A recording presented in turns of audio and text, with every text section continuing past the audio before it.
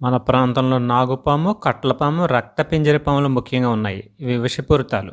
ఇవి మనల్ని కాటు వేస్తే సరైన చికిత్స లేకపోతే మరణం సంభవిస్తుంది. కానీ కొంతమంది యోగులు, పాముల ఆటగాళ్ళు పాము విషాన్ని తాగుతున్నారు. మరి వారు మరణించటం లేదు. ఇది ఎలా సాధ్యమవుతుంది?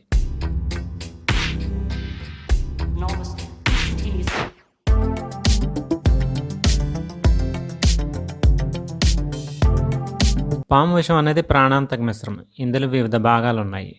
ప్రోటీన్లు, పెప్టైడ్లు 90-95% ఉంటాయి.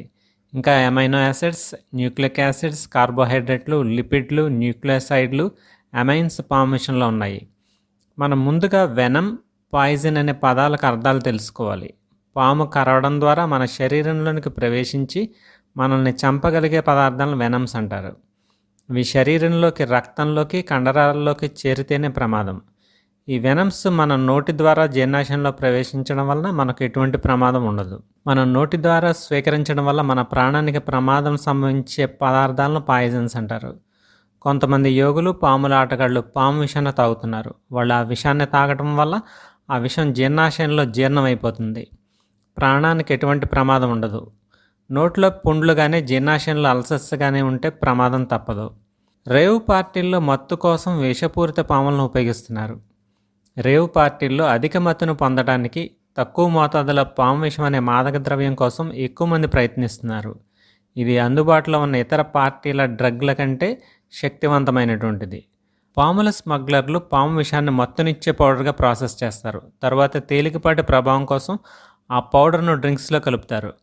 పౌడర్ యొక్క బలాన్ని బట్టి ప్రభావాలు 6-7 గంటల నుండి 5-6 రోజుల వరకు ఉంటాయి. ఒక ప్రత్యేక పద్ధతిలో తగిన మోతాదులో నాలుకపై వేయించుకునే పాము కాటు సాధారణంగా ఎక్కువ సమయం మత్తునిస్తుంది.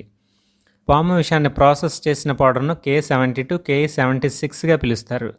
దేశ రాజధానిలో 1 గ్రాము K72, K76 పాము విషం పౌడర్ 20-25 వేల మధ్య ఉంటుంది. పాము కాటు మందును తయారు చేసే వ్యక్తులు సాధారణంగా స్మగ్లర్ల నుండి వాటి విషాన్ని మరియు ఇతర భాగాలను బ్లాక్ మార్కెట్లో కొనుగోలు చేస్తారు. 1/2 లీటర్ పాము విషం అంతర్జాతీయ మార్కెట్లో లక్షలాది రూపాయలు అమ్ముడవుతుందని నార్కోటిక్స్ అధికారులు అంచనా వేస్తున్నారు.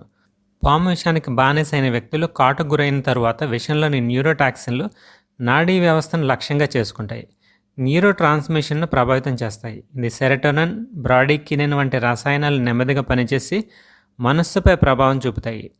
ఉల్లాసకరమైన ప్రభావం, పారవశ్యం, కండరాల బలహీనతను, మత్తును అనుభవిస్తారు. ఈ ప్రభావాలు కొన్ని గంటల నుంచి 6-7 రోజుల వరకు ఉంటాయి. అయినప్పటికీ పాము విషం యొక్క న్యూరోటాక్సిక్ స్వభావాన్ని బట్టి పాము కాటు పక్షవాతం, రక్తస్రావం, మూత్రపిండాల వ్యాధిని కలిగజేస్తుంది. అంతేకాకుండా ఇది ప్రాణాంతకం కావచ్చు. కోబ్రా విషం యొక్క సైకోట్రాపిక్ లక్షణాలు పాక్షికంగా మార్ఫిన్ చర్యను పోలి ఉన్నాయని పరిశోధకులు కనుగొన్నారు. పాము విషం తీసుకోవడం ఒక వ్యసనం.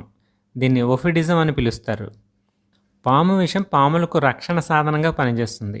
వాటి ఆహారాన్ని కదలకుండా చేయడంలో జీర్ణక్రియకు సహాయపడుతుంది. పాము విషంలోని న్యూరోటాక్సిన్స్ సైకోయాక్టివ్ లక్షణాలను కలిగి ఉన్నాయి. అవి నిద్రపోవడం, ఉల్లాసకరమైన ప్రభావం, నొప్పి, ఒత్తిడి నుంచి ఉపశమనం, లైంగిక ప్రేరణ వంటి లక్షణాలను ప్రేరేపిస్తాయి. పాము విషం యొక్క ప్రాణాంతక స్వభావం కారణంగా పాము కాటు మానవ జీవితానికి తీవ్రమైన ముప్పును కలిగిస్తుంది.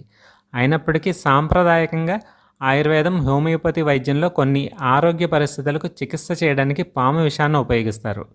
Thrombosis, arthritis, cancer, pneumonia, botulism, peptic ulcer, gonorrhoea, measles, yellow fever, dengue వంటి వైరల్ వ్యాధులు, ఇతర వ్యాధుల చికిత్స కోసం పాము విషసారాలను ఉపయోగిస్తున్నారు. అంతేకాకుండా అధిక రక్తపోటు, గుండె జబ్బులు మరియు స్ట్రోక్ వంటి వైద్య పరిస్థితుల చికిత్స కోసం చురుగ్గా ఉపయోగించే క్యాప్టోప్రిల్, అగ్రెస్టాట్, డిఫిబ్రేసివ్ వంటి పాము విషం ఆధారిత మందులు మార్కెట్లో ఉన్నాయి. ఈ వీడియో మీకు నచ్చినట్టయితే లైక్ చేయండి, షేర్ చేయండి. మరిన్ని వీడియోల కోసం విజ్ఞాన వికాసం ఛానల్ను సబ్స్క్రైబ్ చేయండి.